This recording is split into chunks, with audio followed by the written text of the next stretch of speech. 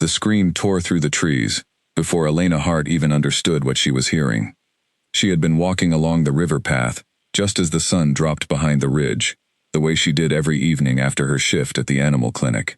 The water was loud that night, swollen from days of rain, rushing over the rocks with a force that made the ground tremble under her boots. She almost turned back.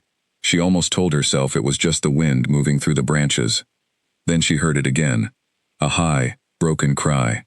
An animal in pain. Elena froze at the edge of the bank, her heart slamming against her ribs. The cry came from somewhere near the bend where the current pulled hardest, where the water turned white and violent against the stones. She scanned the dark surface until she saw it. A small shape, barely bigger than a loaf of bread, thrashing helplessly as the river dragged it toward a wall of jagged rocks. A pup. A wolf pup, from the look of the pointed ears and the gray fur soaked flat against its tiny body. She did not think. She did not weigh the danger. Later, when she tried to explain it to herself, she would only be able to say that something in her simply moved before her mind caught up. She kicked off her boots, dropped her bag onto the mud, and ran into the freezing water. The cold hit her like a wall of ice, stealing the breath from her lungs. The current was stronger than she had imagined, pulling at her legs, trying to knock her off her feet. She pushed forward anyway, arms slicing through the water, eyes locked on the small gray shape that was disappearing and reappearing between the waves. "Hold on," she gasped, though she knew the pup could not understand her.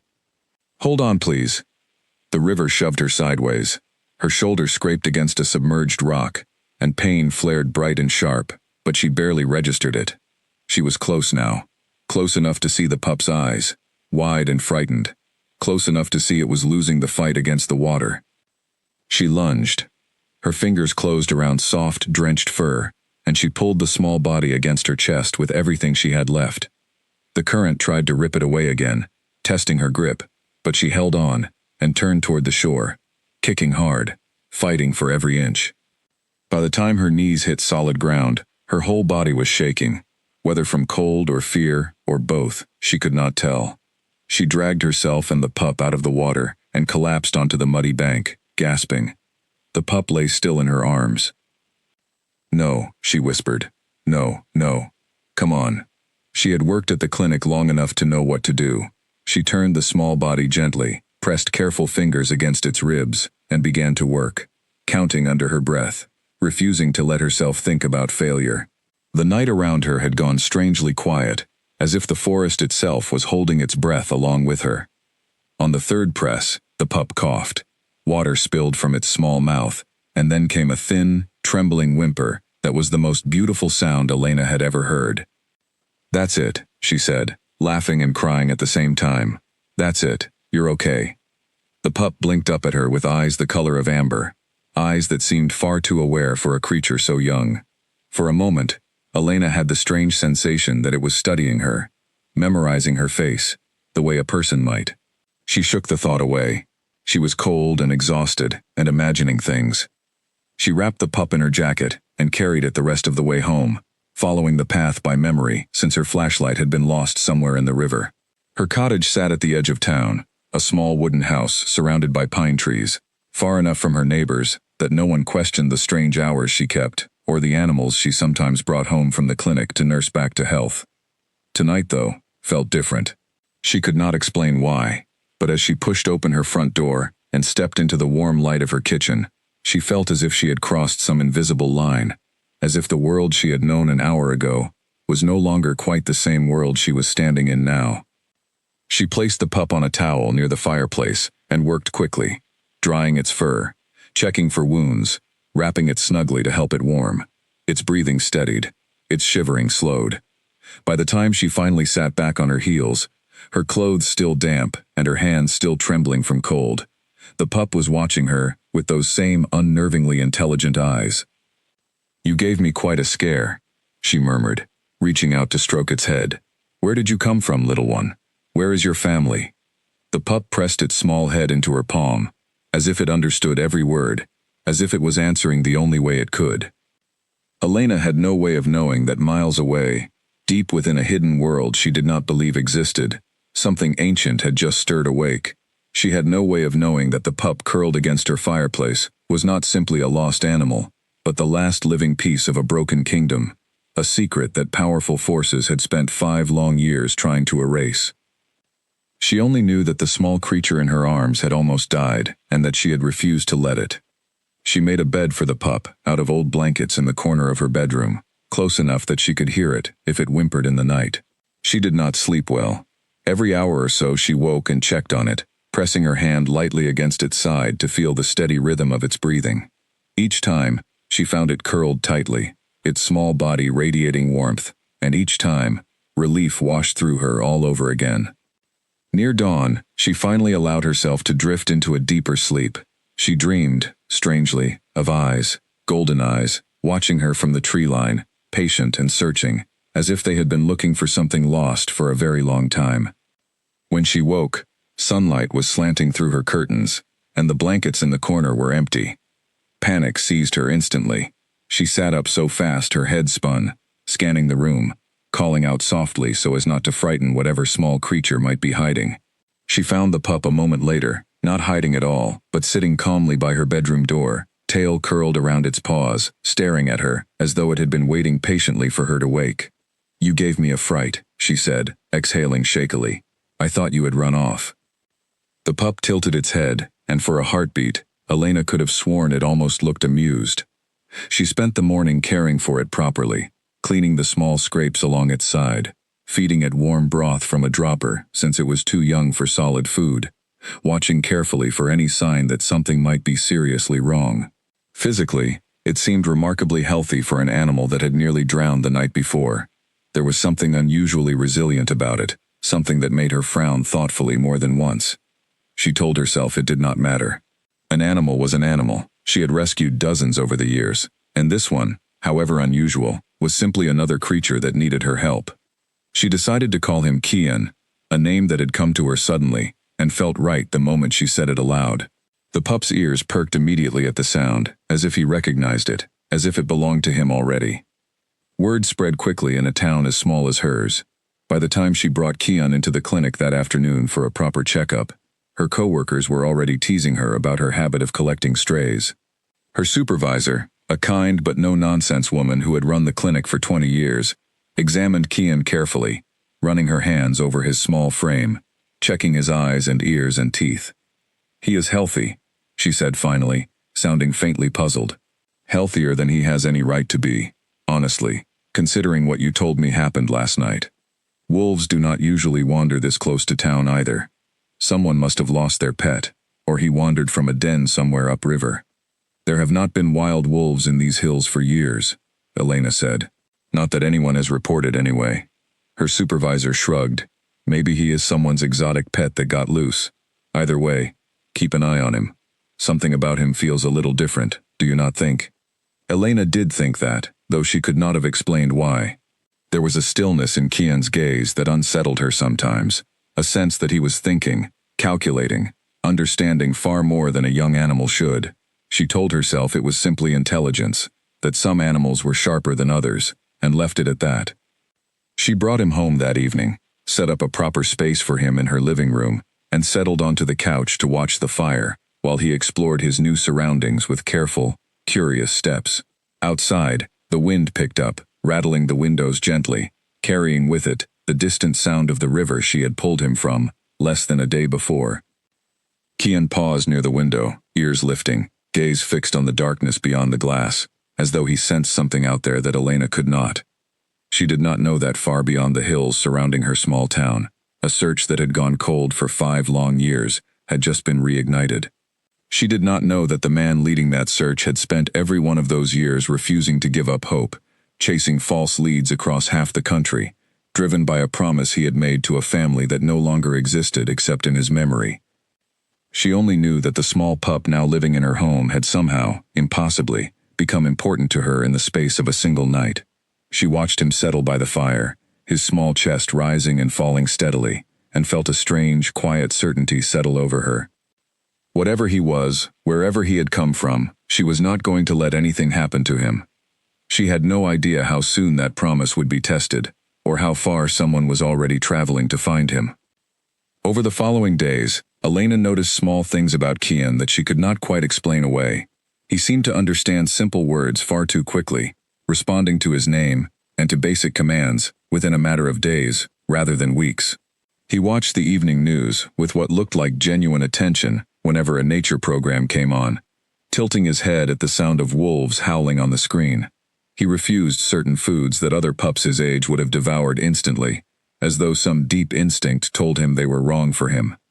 She mentioned it to her closest friend one evening, a woman named Priya who ran the flower shop 2 streets over and had known Elena since childhood. There is something strange about that pup, Elena admitted, watching Kian chase a fallen leaf across the porch with unusual grace. He almost feels like he is a person trapped in an animal's body sometimes. Priya laughed, though not unkindly. That is what happens when you spend too much time alone with your patients and not enough time with actual people. Maybe you are just lonely and projecting. Maybe, Elena said, though she did not fully believe it. That night, after Priya left, Elena sat on her porch steps with Kian curled beside her, watching the stars emerge one by one over the treetops. The forest beyond her yard was quiet, but not the comfortable quiet she was used to. It felt watchful somehow, charged with a tension she could not name. Kian's ears suddenly pricked upward. A low growl rumbled in his small chest, so soft she almost missed it, his gaze fixed on the tree line at the edge of her property. Elena followed his stare, scanning the shadows between the trunks, seeing nothing but darkness and the faint silver outline of branches against the night sky. "What is it?" she whispered. "What do you see?" For a long moment, nothing moved. Then, so briefly she almost convinced herself she had imagined it, 2 points of golden light flickered somewhere deep in the trees, watching, and then vanished. Elena scooped Kian into her arms and hurried inside, locking the door behind her, telling herself it had only been a deer, or an owl, or her own tired mind playing tricks after a long week. She checked the windows twice, before finally settling onto the couch, with Kian pressed against her side, his small body tense and alert long after she had convinced herself to relax. She did not sleep easily that night. Somewhere beyond her small, quiet home, something was moving closer, drawn by a pull it did not fully understand either. And the peaceful life Elena had built for herself was about to change in ways she could never have predicted. Ronan Blackthorn had not slept a full night in 5 years, and the night the pull returned, sleep abandoned him completely. He was standing on the balcony of his estate, a sprawling property hidden deep within a private forest reserve that outsiders believed belonged to a reclusive businessman, when the sensation struck him like a physical blow. His hands gripped the stone railing so hard, the edges bit into his palms. His breath caught.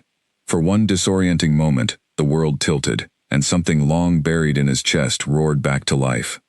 It was the bond, the pack bond, the ancient thread of magic that connected him to his own blood, a thread he had believed severed forever the night his family was destroyed.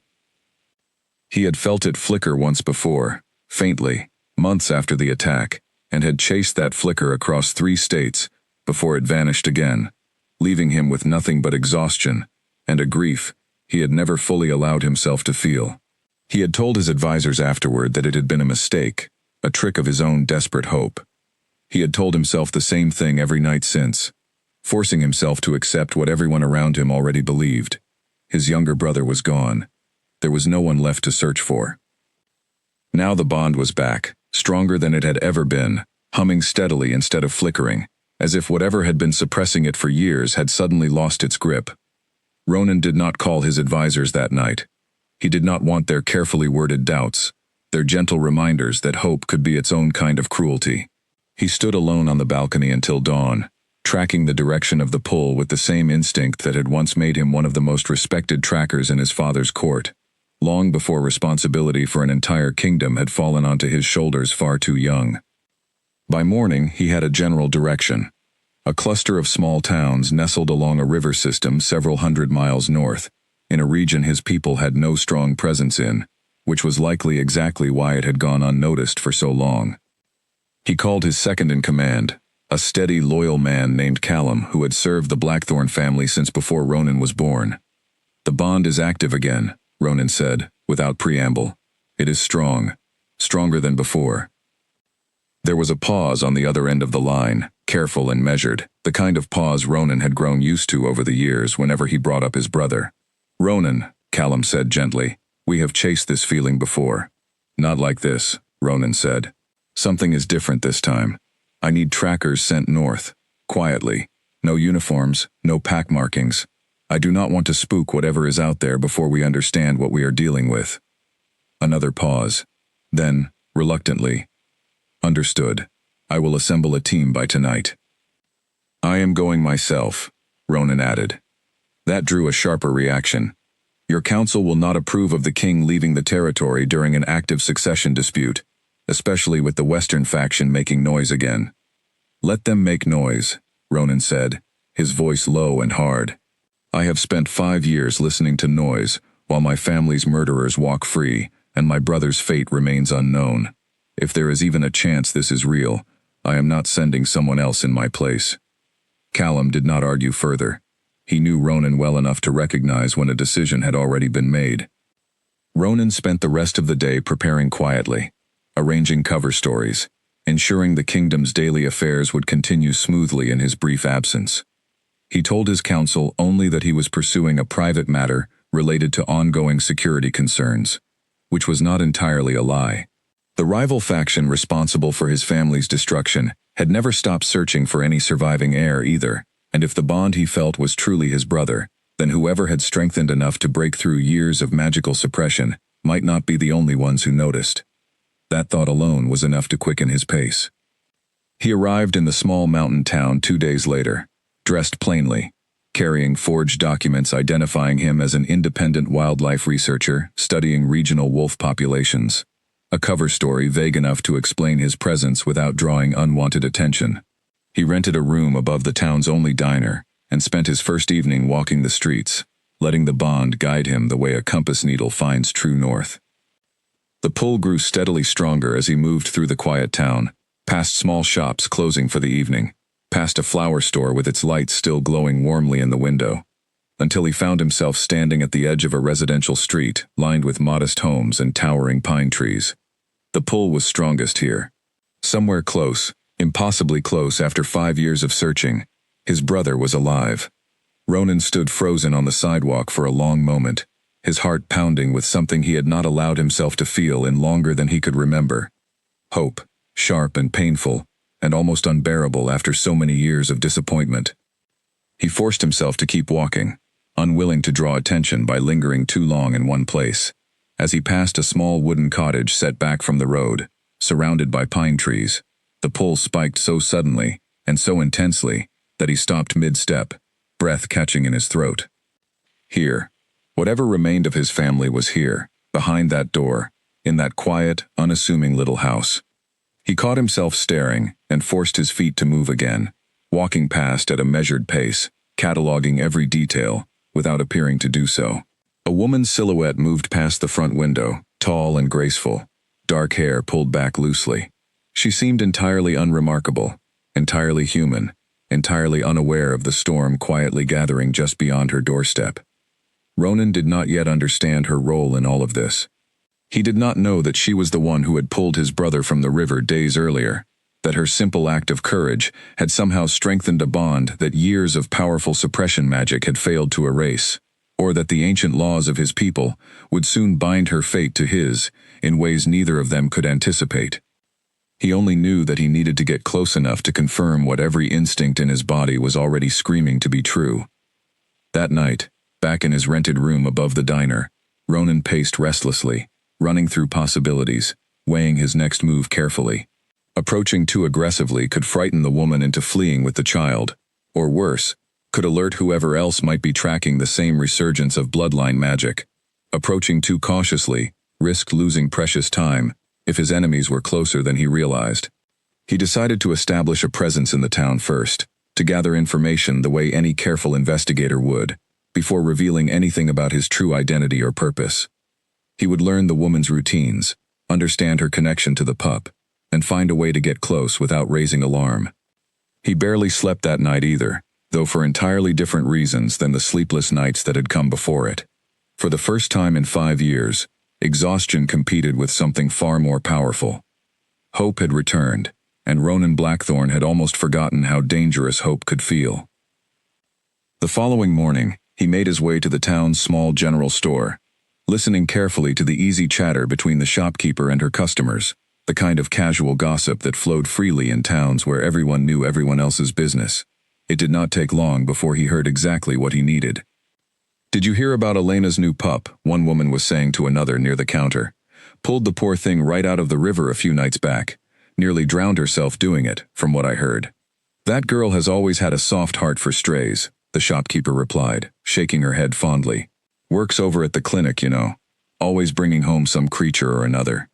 Ronan kept his expression carefully neutral, as he selected a few items at random, listening as the conversation continued, gathering the details he needed. A name. Elena. A workplace. The town's only veterinary clinic. By the time he left the store, he had the beginnings of a plan. He would need to meet her, to study her, to understand the strength of whatever bond had formed between her and his brother during the short time they had already spent together. Pack magic did not attach itself carelessly. If it had already begun weaving itself around this woman, there had to be a reason, and Ronan intended to understand that reason before he did anything that might put either of them at unnecessary risk. He walked toward the clinic with measured, unhurried steps, rehearsing his cover story one final time, unaware that the moment he stepped through that door, his carefully controlled world was about to be upended by something far more powerful than a 5-year search for his missing brother. He was about to meet the woman whose fate had already begun tangling irreversibly with his own. The bell above the clinic door chimed softly as Ronan stepped inside, and the moment he crossed the threshold, the pull he had been tracking for 2 days surged so powerfully that he had to steady himself against the doorframe. She was here. His brother's protector was somewhere in this building. The waiting room was small and simply furnished, decorated with faded posters about pet care and vaccination schedules. A young receptionist looked up from behind the front desk, offering a polite, professional smile. "Good morning. Can I help you with something?" Ronan cleared his throat, settling into the calm, measured tone he had spent years perfecting for negotiations with hostile factions far more dangerous than a small-town veterinary receptionist. "I am doing research on regional wildlife populations, particularly wolf activity in this area. I heard there was a recent case involving a wolf pup that might be relevant to my study." The receptionist's expression brightened with recognition. "Oh, you mean Kian? That is Elena's pup. She actually should be finishing up with a patient any minute, if you want to wait." Kian. The name settled into Ronan's chest like a physical weight, equal parts relief and disbelief. His brother had a name now, a name given by a stranger, a name that had nothing to do with the ancient royal titles that should have been his birthright. He forced himself to nod calmly. "That would be helpful, thank you." He took a seat near the window, forcing his breathing to remain steady, despite the storm building beneath his composed exterior. Minutes passed with agonizing slowness, before a side door opened, and Elena Hart stepped into the waiting room, exactly as unremarkable and exactly as striking as she had appeared through her front window 2 nights earlier. Up close, Ronan noticed details he had missed from a distance. The quiet confidence in the way she carried herself, the faint scar along her jawline that suggested a life that had not always been gentle, the genuine warmth in her expression as she crouched down to speak softly to an elderly dog waiting with its owner nearby. Then her gaze lifted, and their eyes met for the first time. Something shifted in the air between them, subtle but undeniable, like a current passing through the room. Elena's breath caught visibly, her hand pausing mid-motion against the dog's fur, her expression flickering with confusion she clearly did not understand herself. Ronan felt it too, sharp and immediate, an inexplicable pull that had nothing to do with the pack bond tying him to his brother. This was something else entirely, something he had no framework for understanding, and it unsettled him more than he wanted to admit. He recovered first, offering a polite, neutral smile as he rose to his feet. "I apologize for staring. I was told you might be able to help me with some research I am conducting." Elena straightened, visibly composing herself, though a faint flush remained on her cheeks. "Of course. What kind of research?" "I study wolf populations and territorial patterns," he said smoothly, the lie coming easily after years of practice navigating politically delicate situations. "I heard about the pup you rescued, and wondered if I might be able to examine him, purely for documentation purposes. It is unusual to find wolf activity this far from established territories. Something flickered across Elena's expression, wariness mixing with curiosity. That is actually strange. Now that you mention it, there have not been reported wolf sightings in these hills for years. I assumed he must have wandered from somewhere upriver, or maybe escaped from someone keeping him illegally as a pet. That is possible, Ronan said carefully, though I would like to rule out other explanations, if you do not mind. Elena studied him for a long moment, and Ronan had the uncomfortable sensation of being thoroughly evaluated, as though she could somehow sense the layers of deception beneath his calm exterior. Finally she nodded, though caution remained clear in her posture. I suppose that would be fine. He is at home right now, though. I do not usually bring him into the clinic unless he needs medical care. Perhaps I could visit sometime this week then, Ronan suggested, keeping his tone light and professional despite the urgency clawing at his chest. Elena hesitated, glancing toward her receptionist as though seeking some kind of silent reassurance, before finally relenting. I suppose that would be okay. I finish work around 6 most days. You could come by afterward. She provided her address, and Ronan committed it to memory instantly, though he already knew precisely where it was located, having stood outside that very cottage 2 nights before, feeling the pull of his lost brother radiating from behind its walls. Thank you, he said. I appreciate your cooperation. As he turned to leave, Elena's voice stopped him. Can I ask your name? You never actually introduced yourself. Ronan paused, weighing the wisdom of using his real name against 100 political and personal complications, before deciding that a partial truth would serve him better than an obvious lie in a town small enough for information to travel quickly. Ronan, he said simply, omitting the surname that would have meant nothing to her anyway, yet felt too dangerous to speak aloud in an unfamiliar place. Just Ronan. She offered a small, cautious smile. Elena, I suppose I will see you this evening then. He left the clinic with his pulse still racing, the pack bond thrumming steadily in his chest, alongside that strange, unexplainable awareness of the woman he had just met. He walked several blocks before allowing himself to process what had just happened, leaning against the brick wall of an alley, drawing in slow, deliberate breaths. He had found his brother. After 5 years of searching, of doubt, of grief, he had refused to fully feel. He had finally found him. And somehow, impossibly, he had also found something else entirely, something he had no name for, and no experience navigating, something that unsettled him even more than the political dangers still circling his family's fractured kingdom. He spent the remaining hours before evening gathering himself, forcing his emotions back under careful control, reminding himself of everything at stake. His brother's safety came first.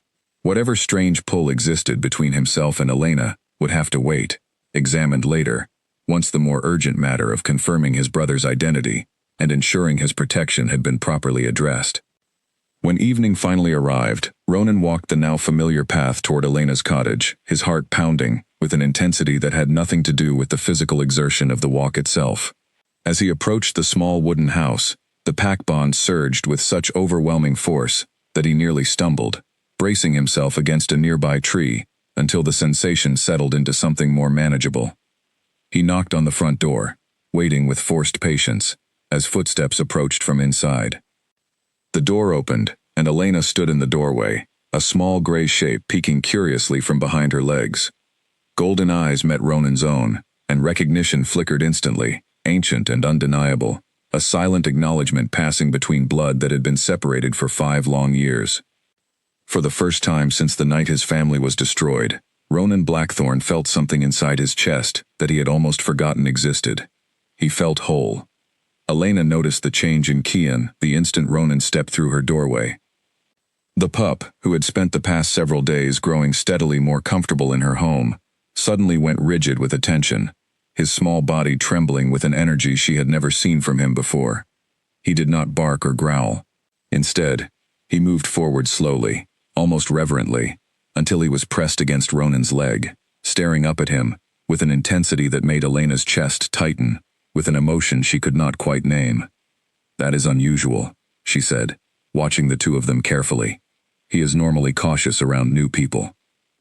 Ronan crouched down slowly, extending his hand for Kian to sniff, his expression carefully composed, Despite the storm of emotion Elena could sense simmering just beneath his calm exterior.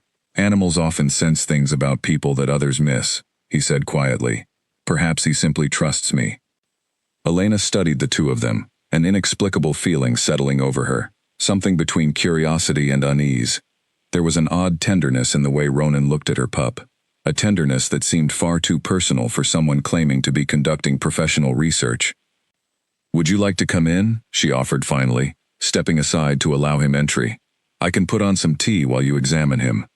"Thank you," Ronan said, rising to his feet and following her inside, Kian trailing close behind him rather than staying near Elena as he usually did. The cottage was small but warm, filled with the comfortable clutter of a life lived simply and honestly.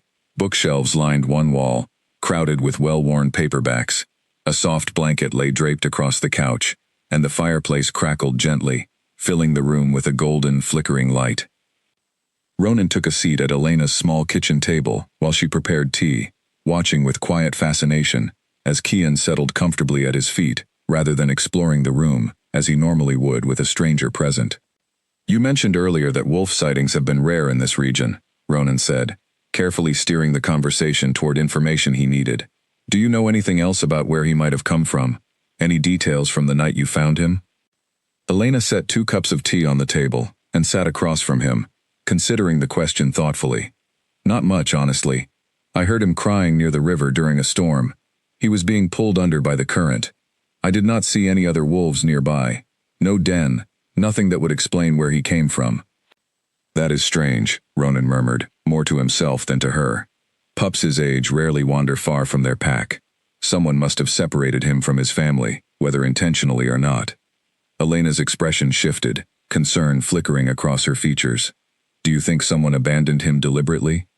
"I think it is possible," Ronan said carefully, choosing his words with deliberate caution. "There are people who would want to separate a pup from protection, for various reasons." Elena frowned, glancing down at Kian, who had curled contentedly against Ronan's boot, as though he belonged there. "That is a horrible thought. Who would do something like that to something so small and defenseless?" Ronan's jaw tightened almost imperceptibly, old grief flickering behind his carefully controlled expression. "People with far too much ambition and far too little conscience," he said quietly. "People who believe removing an obstacle justifies whatever cruelty it requires." Something in his tone made Elena pause, studying him more carefully. There was pain beneath his words, old and deep, the kind of pain that came from personal experience rather than academic distance.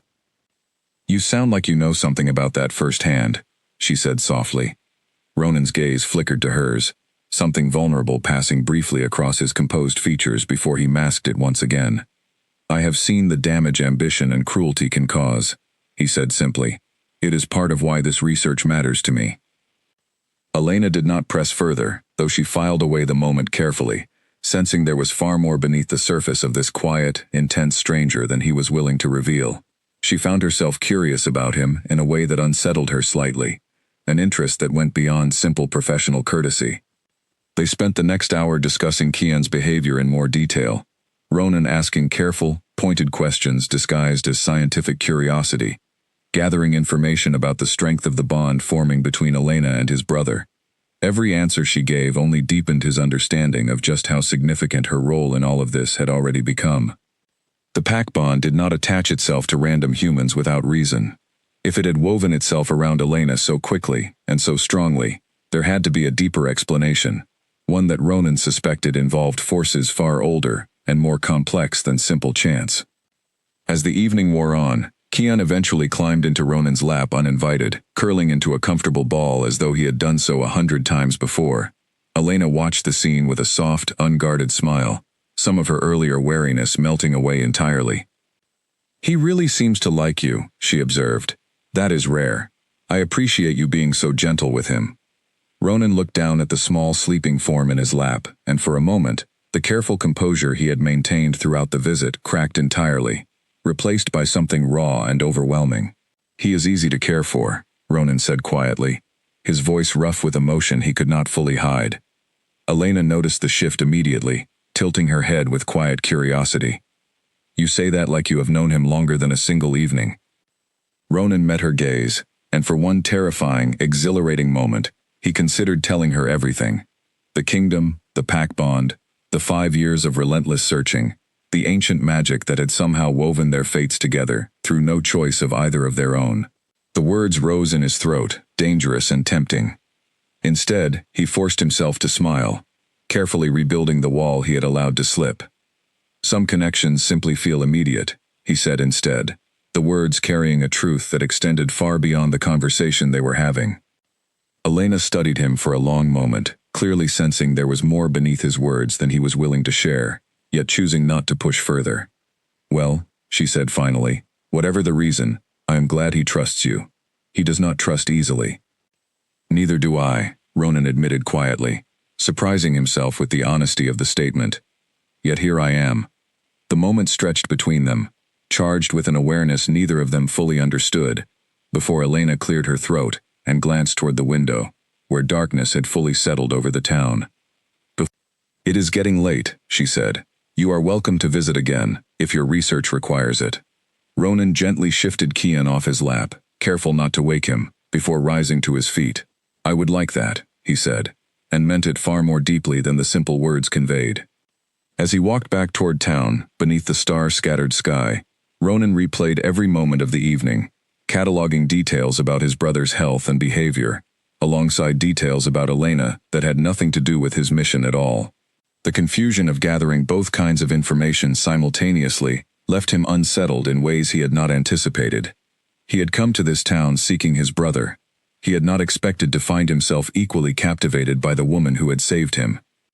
Somewhere behind him, back in the small cottage at the edge of town, Elena sat by her fireplace long after Ronan had left, absently stroking Kian's fur, while her mind circled back again and again to the strange, intense stranger who had walked into her clinic that morning, and somehow, in the space of a single evening, managed to unsettle every careful boundary she had built around her quiet, solitary life.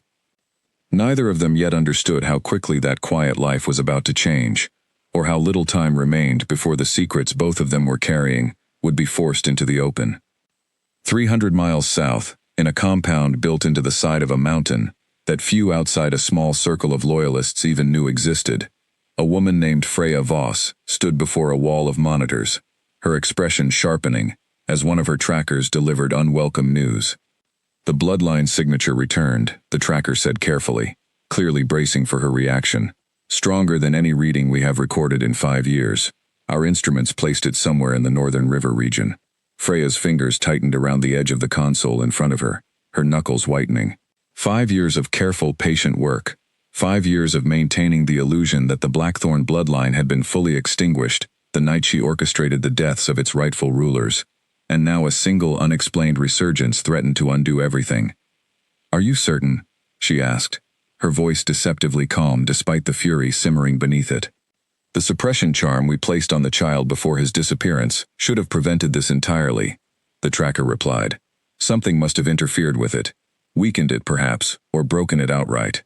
Freya turned away from the monitors, pacing slowly across the room, while she considered the implications. If the youngest Blackthorn heir had somehow survived the night of the attack, if he had been alive this entire time hidden somewhere beyond her reach, then everything she had built over the past 5 years, her careful manipulation of the kingdom's succession laws, her cultivated support among factions eager for change, all of it rested on a foundation that could collapse the moment that child was found and recognized by the surviving council members loyal to the old bloodline. And if Ronan Blackthorn had already picked up the same signature, which given his relentless 5-year search seemed almost certain, then he would already be moving toward the child with everything he had. "Send our best team north immediately," Freya said finally, her decision made. "I want confirmation before anything else. If the child is real, I want him found and dealt with before Ronan can secure him properly. Quietly. No mistakes this time." The tracker hesitated. "And if King Blackthorn is already there?" Freya's expression turned cold and calculating. "Then we will need to be more careful than we were 5 years ago. But we will not fail again. Too much has already been built on the assumption that bloodline is finished. I will not allow one surviving pup to undo everything." The tracker nodded and left to relay her orders, leaving Freya alone with her thoughts, and the quiet hum of the monitoring equipment surrounding her. She moved to the window overlooking the mountain valley below, her reflection ghostly and sharp against the darkened glass. 5 years ago, she had watched the Blackthorn stronghold burn from a safe distance, confident that she had eliminated every obstacle standing between her allies and control of the kingdom's most valuable territories. She had accounted for every family member, confirmed every death through channels she trusted completely. The youngest child's absence from the final count had troubled her briefly, but months of searching afterward had turned up nothing, and she had eventually convinced herself that the infant had perished elsewhere during the chaos of that night. His body simply never recovered. She had been wrong. The realization settled into her chest like a stone, cold and unwelcome. If the child was truly alive, and if he had grown strong enough over 5 years to reactivate a suppression charm, meant to last far longer, then he represented far more than a simple loose end. He represented a legitimate threat to everything she had spent years carefully constructing, a rightful heir, whose mere existence could rally the remaining loyalist factions and unravel her carefully cultivated influence within the span of a single confirmed sighting. She would not allow that to happen. Meanwhile, in the small mountain town where Elena Hart lived her quiet, unremarkable life, the first signs of danger were already beginning to surface, though neither she nor Ronan yet understood the scale of what was approaching. 2 days after Ronan's visit to her cottage, Elena noticed an unfamiliar car parked near the edge of the forest bordering her property, occupied by 2 men who watched her house with an attentiveness that made the hair on her arms rise uncomfortably. She told herself they were likely hunters or hikers, yet something about their stillness, their patience, felt deliberately calculated rather than casual. Kian noticed them too. He refused to go near the windows that afternoon, pacing anxiously near the front door instead, occasionally releasing low, uneasy whines that Elena had never heard from him before. She called Ronan that evening, uncertain why he was the first person she thought to contact rather than the local authorities, though some instinct told her he would understand the situation better than anyone else could. "There is a car parked near my property," she said when he answered, trying to keep her voice steady. "2 men inside, just watching the house. Kian has been acting strange all afternoon, like he senses something wrong." There was a brief, tense silence on the other end of the line, before Ronan responded, his voice suddenly sharp, with an urgency she had not heard from him before. "Describe them. What they look like, what the car looks like, everything you can remember." Elena did her best, her unease deepening as she registered the seriousness in his tone.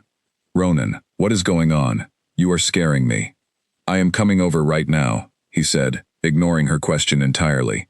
"Lock your doors. Do not go outside for any reason until I arrive. Can you do that?" "Yes, but Ronan, please tell me what is happening."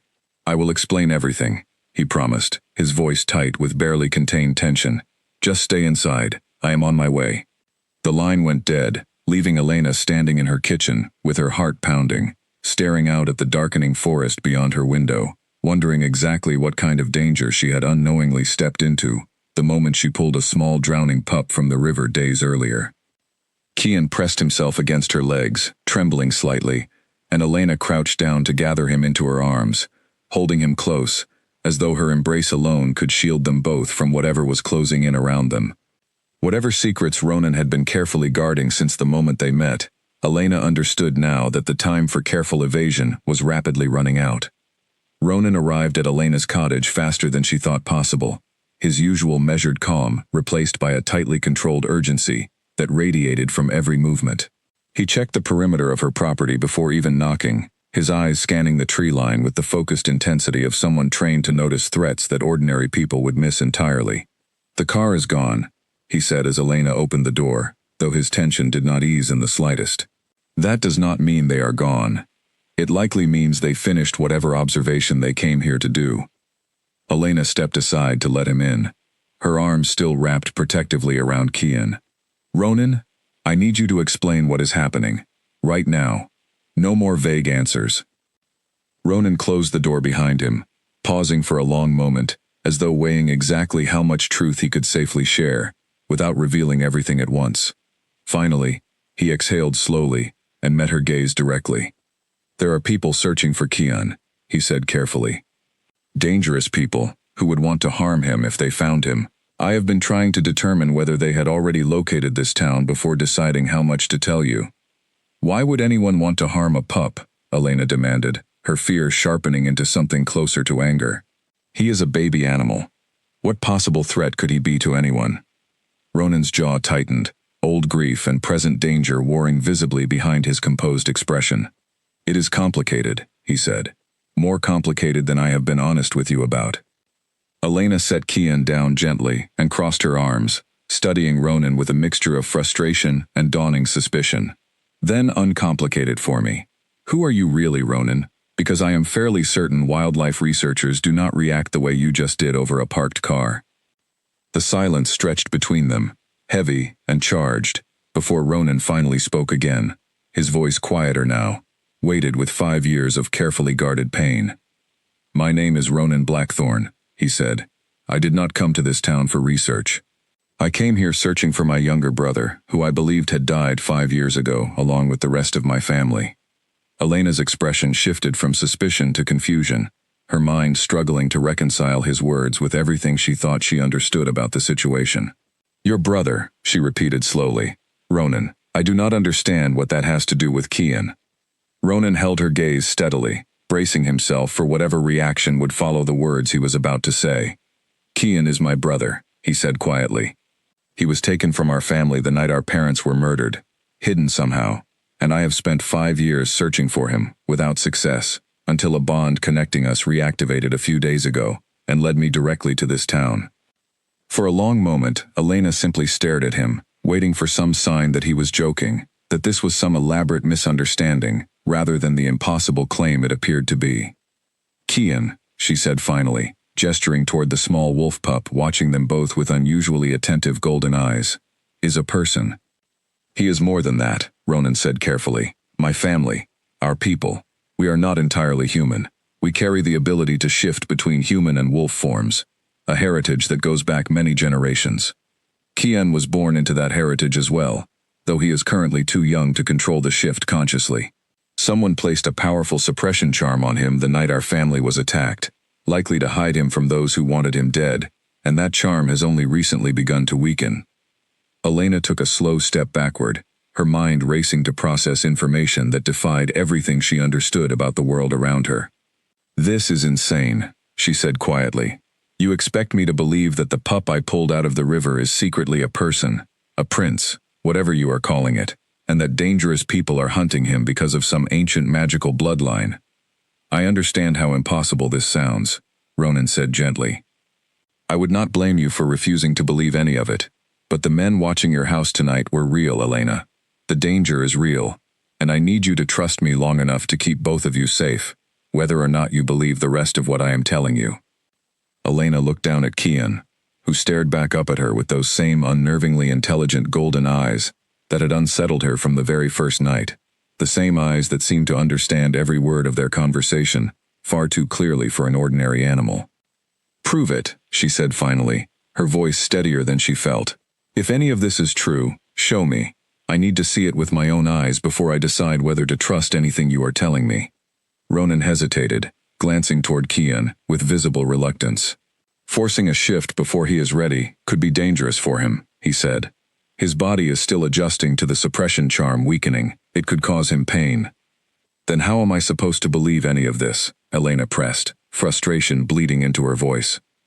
As if responding to the tension in the room, Kian suddenly shuddered, a low whimper escaping him, as his small form began to blur and shift unexpectedly, his outline flickering between wolf and something else entirely, something smaller and more fragile looking, before settling back into his familiar pup form, exhausted and trembling from the effort.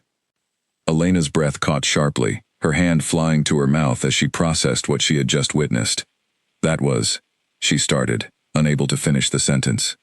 Involuntary, Ronan said quickly, moving to gather Kian gently into his arms, murmuring soft, soothing words in a language Elena did not recognize. The bond reacting to stress, likely triggered by our conversation. This is exactly why I did not want to force anything tonight.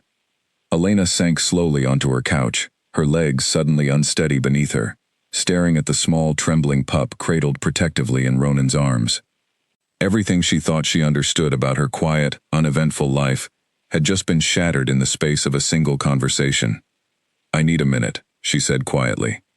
"Take whatever time you need," Ronan said gently, settling onto the couch beside her while continuing to soothe Kian with quiet, careful words. "But please believe me when I tell you that the danger surrounding him is very real, and that I would do anything necessary to keep him safe, including keeping you safe as well, since your involvement in his life has already made you a target, whether either of us wanted that or not." Elena turned to look at him, searching his face for any sign of deception, and finding only exhausted, desperate honesty staring back at her. "Okay," she said finally, her voice barely above a whisper. "Tell me everything. All of it. If I am already involved in this, whatever this is, I deserve to understand exactly what I am facing." Ronan nodded slowly, and for the first time in 5 years, began sharing the full weight of a story he had carried alone since the night his entire world had been destroyed. Ronan spoke late into the night, his voice steady despite the pain lacing every word, while Elena listened without interruption, gradually absorbing a story far larger and more devastating than anything she could have imagined. He told her about his family's ancestral role protecting a hidden network of territories across the region, a responsibility passed down through generations, built on careful alliances and mutual protection between shifter families, who had learned centuries ago that survival depended on unity rather than isolation. He told her about his parents, respected and beloved leaders who had spent decades strengthening those alliances, and about his own childhood, filled with lessons in diplomacy and leadership meant to prepare him for a role he never imagined would arrive so violently and so soon. He told her about the night everything changed, about waking to the smell of smoke and the sound of chaos tearing through what should have been a secure, protected home, about searching desperately through burning corridors for his parents and his infant brother, finding his parents too late, and discovering his brother's nursery empty, the window shattered, no trace of the child anywhere among the wreckage. He told her about the years that followed, chasing false leads, exhausting resources, watching hope curdle slowly into something closer to grief, while simultaneously being forced to assume leadership of a fractured kingdom, still reeling from the loss of its previous rulers. He told her about the political tensions that had only grown more dangerous over time, rival factions circling like predators sensing weakness, particularly one woman named Freya Voss, whose ambition Ronan had long suspected played some role in the attack that destroyed his family, though he had never been able to prove it conclusively. And he told her about the bond, the ancient magic connecting shifter families by blood, and how its sudden reactivation days earlier had led him directly to her doorstep, to a small pup she had pulled from a raging river, without any idea of the storm she was unknowingly stepping into. By the time he finished, the fire in Elena's hearth had burned low, and Kian had fallen into an exhausted sleep curled between them on the couch, worn out from the emotional intensity of the evening despite understanding little of the conversation happening around him in his current form.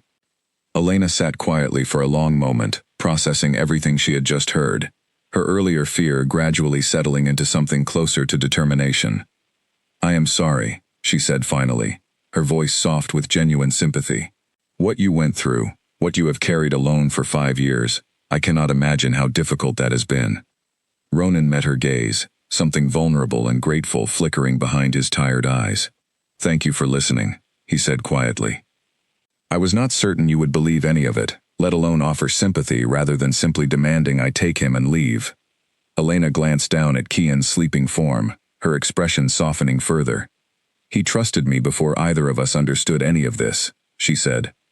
"I am not going to abandon him now just because the truth turned out to be more complicated than I expected. If he needs protection, and apparently he does, then I want to help however I can." Ronan studied her carefully, something shifting in his expression that went beyond simple gratitude. "You do not have to involve yourself further," he said. "I could take him tonight, disappear back into territory where I can properly protect him, and you could return to the life you had before any of this happened." Elena shook her head firmly. "That is not fair to him. He has already bonded with me. Ripping him away suddenly could hurt him, could it not? And besides," she added, her voice quieter now, "I do not think I want to simply forget this and pretend it never happened. Whatever is happening here, I want to see it through."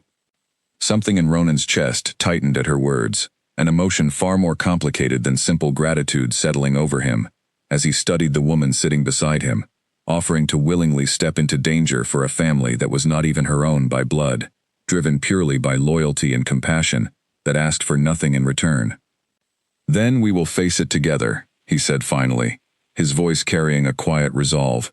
"But you need to understand the risks clearly before committing to that decision.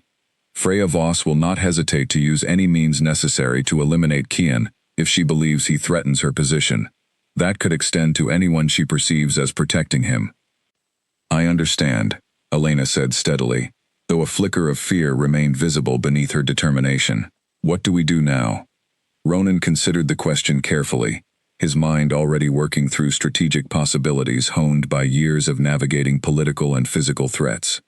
"First, we need to move you and Kian somewhere more secure than this cottage, somewhere I can properly monitor and defend if necessary.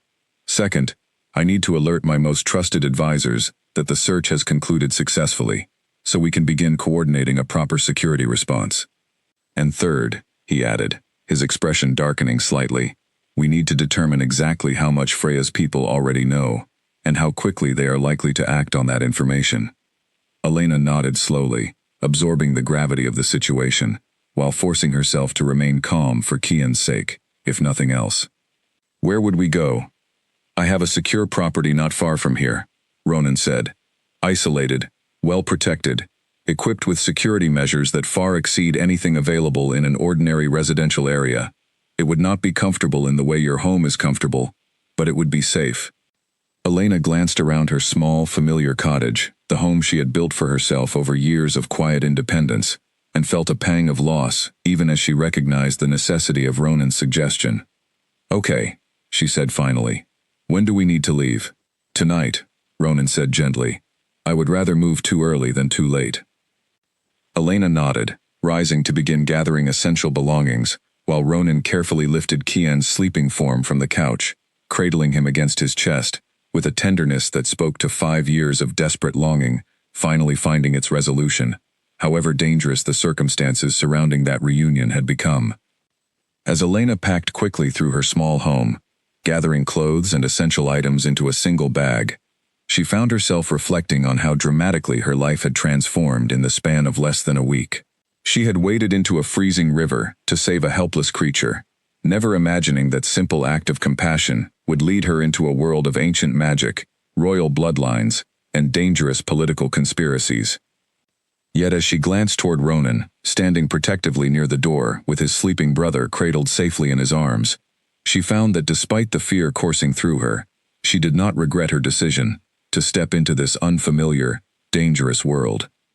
Whatever challenges awaited them, she intended to face them without hesitation, the same way she had waded into that river without a second thought days earlier. Some instincts, she was beginning to understand, ran far deeper than conscious decision, and hers had already chosen its path the moment she heard a frightened cry echoing across a rain-swollen river in the fading evening light. The secure property Ronan brought them to sat deep within a private forest reserve, hidden behind layers of natural camouflage and technology, far more advanced than Elena had expected from a residence tucked so quietly into the wilderness. Stone walls blended seamlessly into the surrounding landscape, and discreet security measures monitored every approach, though nothing about the property's exterior suggested the level of protection concealed within its design. Callum, Ronan's trusted second-in-command, met them upon arrival, his expression shifting through visible shock and overwhelming emotion, as he took in the sight of the small pup cradled protectively in Ronan's arms. "It is really him," Callum said quietly, his voice thick with disbelief. "After everything, after 5 years, it is really him." "It is," Ronan confirmed, something raw and vulnerable flickering across his usually composed features. "We need to move quickly to establish proper security." Freya's people were already watching the town where he was found. Callum's expression sharpened immediately, years of loyal service snapping into focused efficiency. "I will contact the full security team tonight. We cannot afford any delays given what is at stake." Over the following 2 days, Elena watched Ronan transform from the quiet, careful stranger she had first met into someone entirely different, a leader coordinating complex security arrangements with the same calm authority he had once used to disguise himself as a simple researcher. Despite the tension surrounding their situation, she found herself growing more comfortable within the walls of his estate, watching Kian settle happily into a routine that involved considerably more attention and care than even her own devoted efforts had provided. Yet the underlying danger remained ever present, a constant undercurrent beneath the surface calm of their days. Reports filtered in regularly from Ronan's network of trusted allies, painting an increasingly concerning picture of Freya Voss's activities. She had increased security around her own compound significantly, redirected considerable resources toward locating the exact site of the bloodline resurgence, and according to one particularly alarming report, had begun quietly reaching out to mercenary contacts known for handling delicate, deniable operations. "She knows something is happening," Callum reported grimly during one tense evening briefing. "Whether she has confirmed Kian's exact location yet remains unclear, but it is only a matter of time." Ronan's expression darkened. "Then we need to accelerate our own preparations. I want additional security stationed around the property immediately, and I want contact established with the loyalist council members who supported my parents. If Freya moves against us, I want the full weight of legitimate succession claims ready to counter whatever narrative she attempts to construct."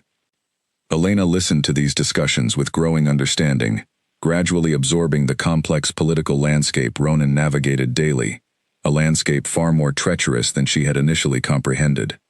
She began to realize that the threat facing Kian extended far beyond simple physical danger, encompassing questions of legitimate rule, political stability, and the fate of an entire hidden community whose safety depended on the outcome of whatever confrontation was steadily approaching. During quieter moments between security briefings, Elena found herself growing steadily closer to Ronan, their conversations extending beyond simple strategic necessity into something warmer and more personal. She learned about his childhood, his relationship with his parents before their deaths, the weight of responsibility he had carried alone for 5 years, without anyone to fully share the burden. He learned about her own life, her decision to dedicate herself to caring for injured and abandoned animals, after watching her own family struggle through difficult circumstances during her childhood, her quiet independence built carefully over years of learning to rely primarily on herself. "You remind me of my mother," Ronan admitted one evening, as they sat together watching Kian play contentedly with a set of toys Callum had procured for him. She had that same instinct, that same willingness to extend compassion toward anyone who needed it, regardless of personal risk.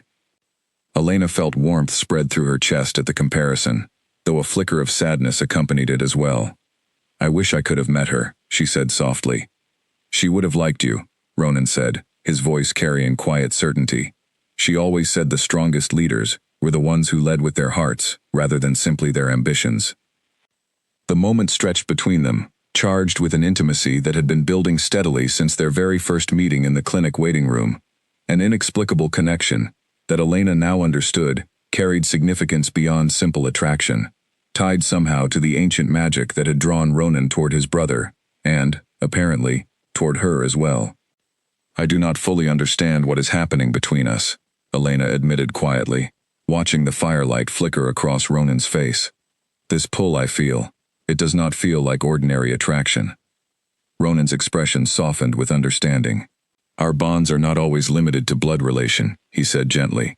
"Sometimes, rarely, they extend to those whose connection to our family runs deep enough, strong enough, to be recognized by the same ancient magic.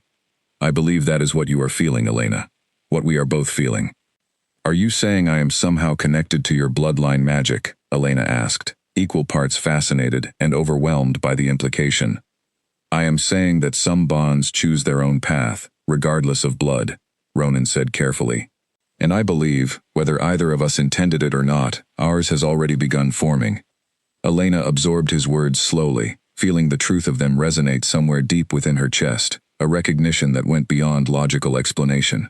Whatever complicated, dangerous world she had stepped into the night she pulled Kian from the river, she found herself unwilling to retreat from it now, drawn forward by connections she was only beginning to understand.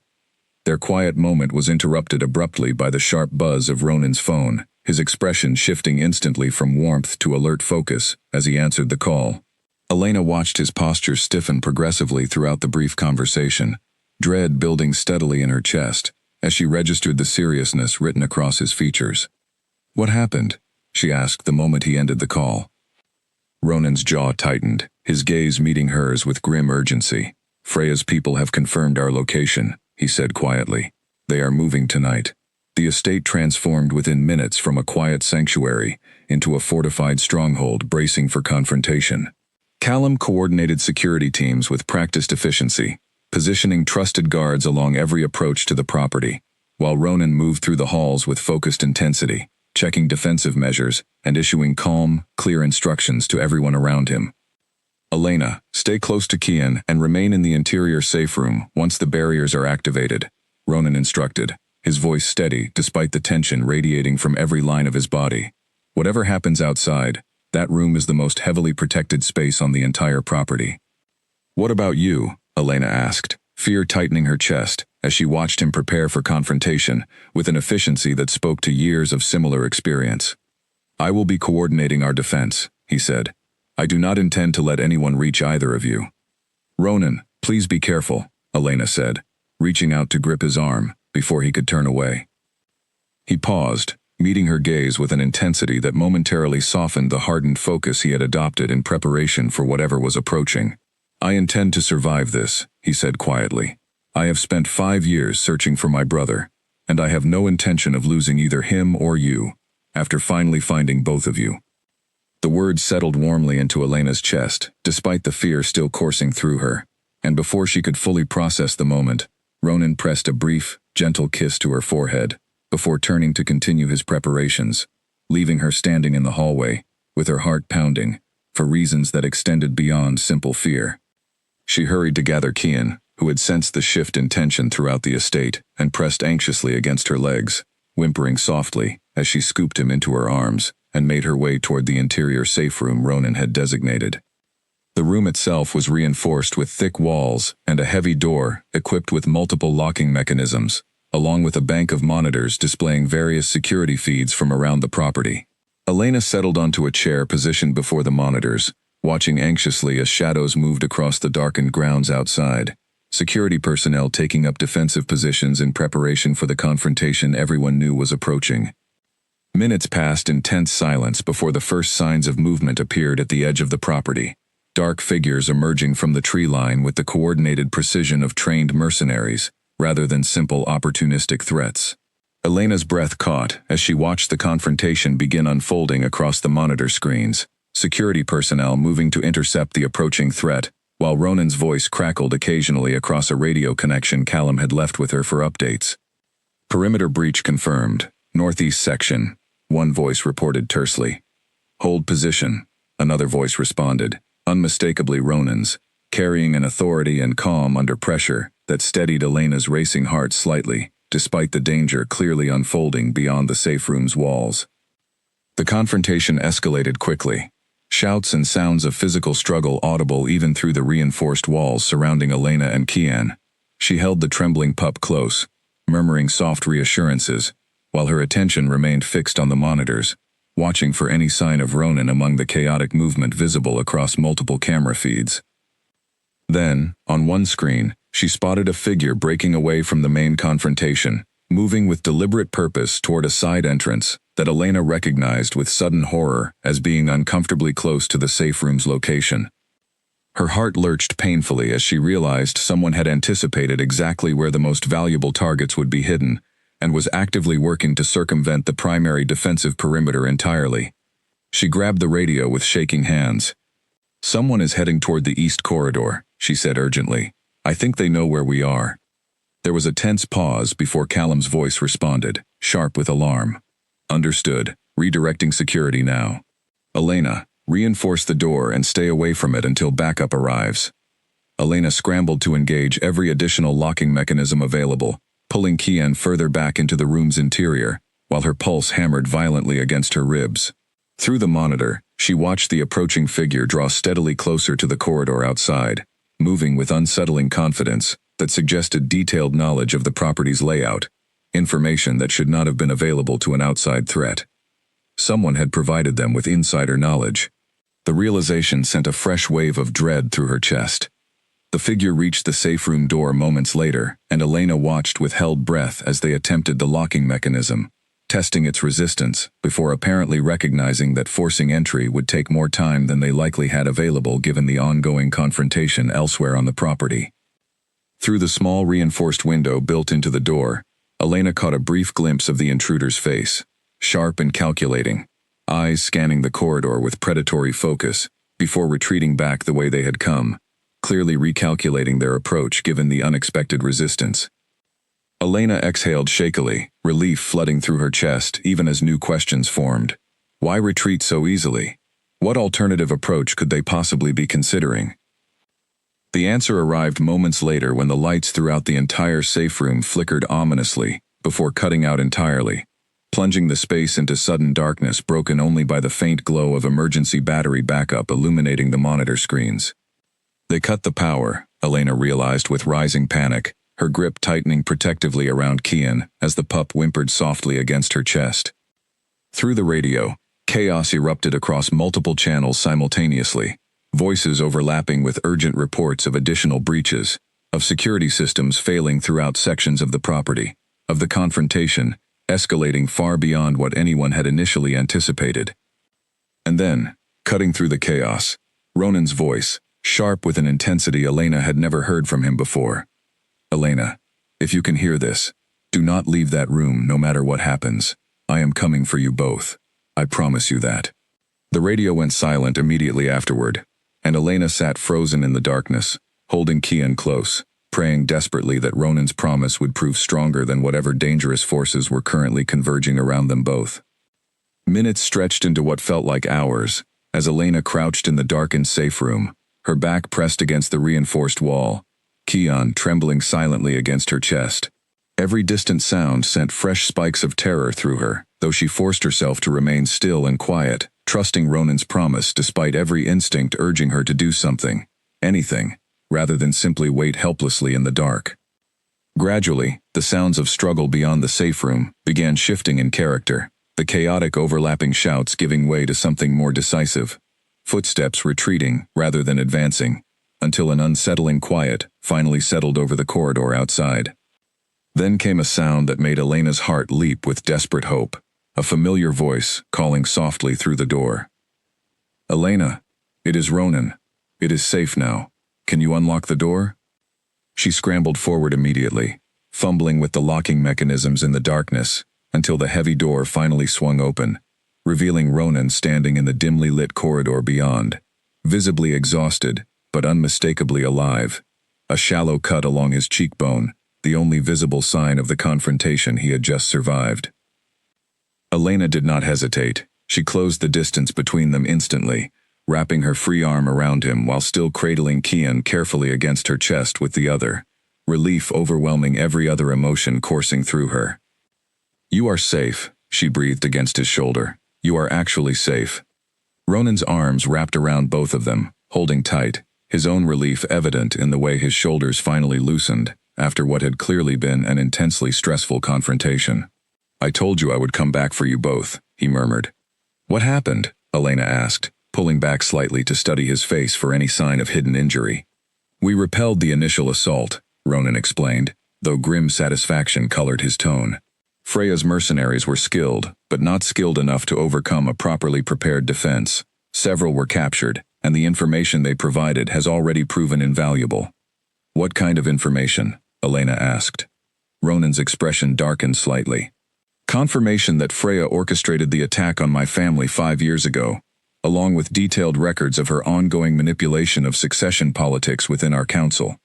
Evidence substantial enough to bring formal charges before the full Loyalist Assembly." Elena absorbed this information slowly, understanding the magnitude of what it meant. This could finally end the threat against Kian permanently, she said.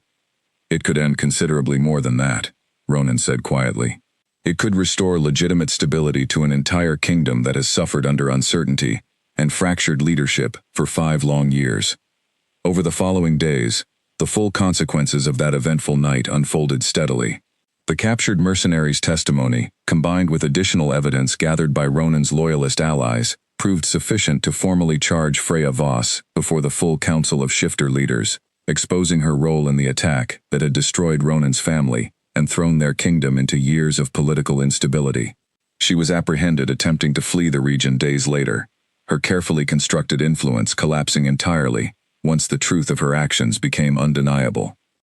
With the immediate threat neutralized and legitimate order gradually restored throughout the kingdom's fractured political landscape, Ronan found himself finally able to breathe freely for the first time in 5 years, no longer burdened by the constant vigilance that had defined his existence since the night his family was destroyed. He stood on the same balcony where he had first felt the pack bond reactivate weeks earlier, watching the sun set gently over the forest reserve surrounding his estate, Kian, playing contentedly nearby, under the watchful supervision of Callum, who had practically adopted a grandfatherly role toward the young prince in the short time since his return. Elena joined him quietly, settling beside him at the railing, her presence as familiar and comforting now as anything else in his carefully rebuilt life. "You seem lighter today," she observed softly. "I feel lighter," Ronan admitted, glancing toward her with an expression of open affection he no longer felt any need to guard carefully. "For 5 years, I carried grief and uncertainty as though they were permanent parts of who I had become. Finding Kian again, finding you, it has reminded me that healing is actually possible, even after everything." Elena smiled warmly, leaning slightly into his side. "I am glad I could be part of that healing," she said, "though I still cannot quite believe how dramatically my life changed the night I heard crying near that river." Ronan turned to face her fully, taking her hands gently in his own. "I have been thinking about what comes next," he said, his voice carrying quiet vulnerability despite his usual composed confidence. "I know this world I have introduced you to is complicated, dangerous even, and I would understand completely if you wanted to return to the quiet life you had before any of this happened." Elena studied his face carefully, searching for uncertainty within her own heart and finding none. "I do not want to go back," she said simply. "This complicated, occasionally dangerous world you have shown me, it also contains you, and Kian, and a sense of purpose I did not fully realize was missing from my life before. I want to stay, Ronan, if that is something you want as well." Relief and joy flooded across Ronan's features, replacing the careful vulnerability he had been holding just moments before. "It is exactly what I want," he said, his voice thick with emotion. "I love you, Elena. I believe some part of me recognized that truth the very first moment I saw you standing in that clinic waiting room, though it has taken these past weeks to fully understand and accept it." Elena's heart swelled with matching emotion, tears of happiness gathering unexpectedly in her eyes. "I love you too," she whispered. "Somehow, impossibly, I do." Ronan leaned forward, pressing a gentle, lingering kiss to her lips, sealing a bond that had been quietly forming since their very first meeting, strengthened through danger and honesty and the shared devotion they both felt toward the small, remarkable pup who had brought them together in the first place. Nearby, Kian released an excited yip, bounding toward them with clumsy enthusiasm, sensing perhaps through some instinctive understanding that everything had finally settled into the peaceful stability his family had fought so desperately to reclaim. Ronan lifted his brother into his arms, laughing warmly, as the young pup wriggled happily between himself and Elena, finally surrounded by the safety and love that had been stolen from him 5 years earlier, through no fault of his own. In the months that followed, Ronan formally reclaimed full stability over his family's kingdom, working alongside loyalist council members to rebuild the trust and unity that had been fractured during the years of uncertainty following his parents' deaths. Kian grew steadily stronger, gradually learning to control his shifting abilities under Ronan's patient guidance, blossoming into a curious, joyful child, surrounded by a family that adored him completely.